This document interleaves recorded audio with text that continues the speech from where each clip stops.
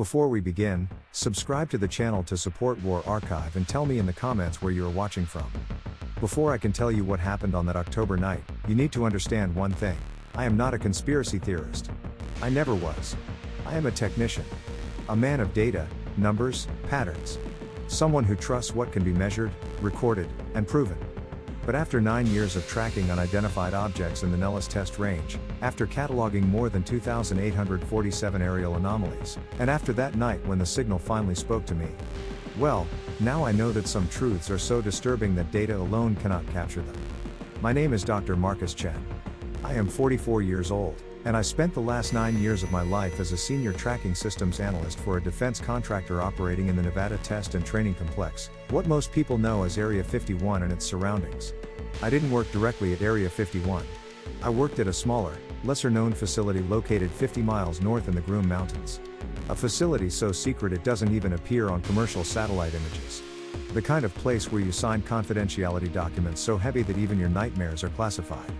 I was hired in 2015 with a TS/SCI clearance.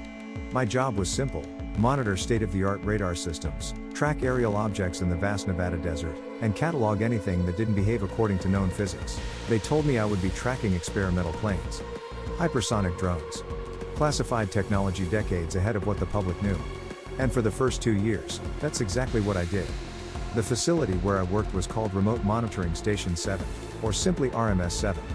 We were a team of 12, 6 radar technicians, 3 data analysts, 2 communications specialists, and a security officer who had the personality of a rock.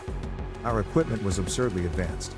Synthetic aperture radar capable of detecting objects the size of a softball from 300 kilometers away.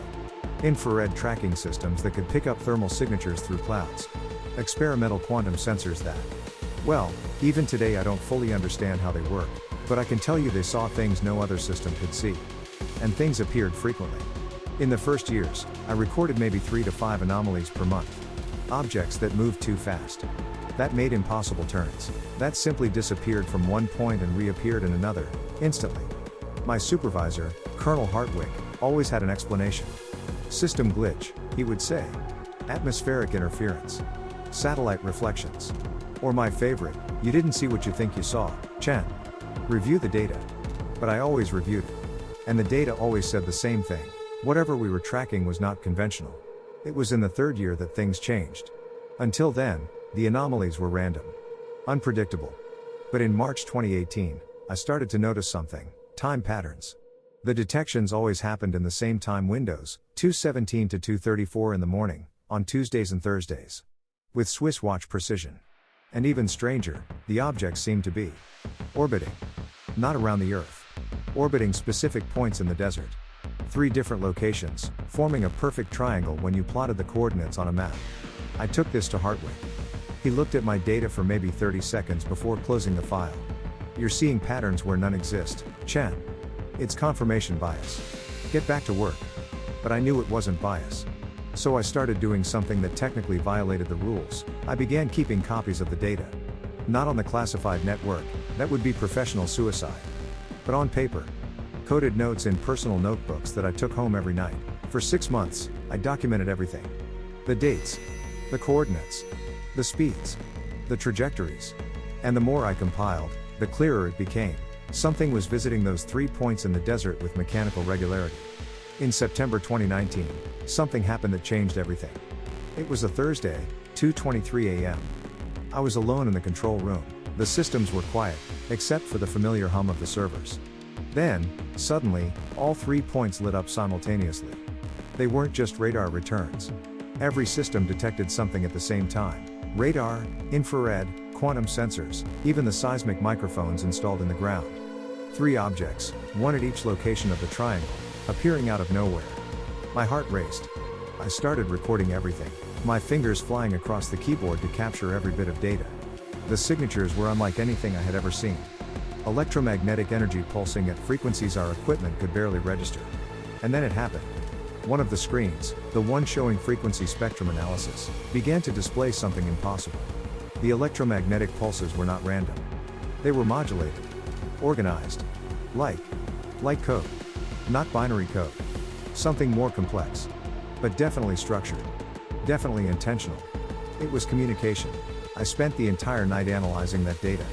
When my colleague returned, I closed everything quickly and acted as if nothing had happened. But I copied everything to my notebook in a notation I invented myself. In the following weeks, it consumed me. Every night, I went home and tried to decipher the patterns. It wasn't conventional mathematics. It wasn't human language. But there was structure. Repetitions. Variations that suggested syntax. I discreetly consulted some academic colleagues, without revealing the source of the data, obviously. A cryptography specialist from UC Berkeley told me it looked like a base 12 system with layers of intertwined information. A computational linguist from MIT suggested it could be a form of fractal language. But it was an old professor of mine, Dr. Yuki Tanaka, an expert in information theory, who finally gave me the crucial clue. He looked at my patterns and said something that chilled me to the bone. Marcus, this isn't code trying to hide information. It's code trying to make itself understood. As if it were adapting to be comprehensible by minds different from the one that created it. October 13, 2023. A date burned into my brain forever. It was a Thursday again. 2:17 a.m.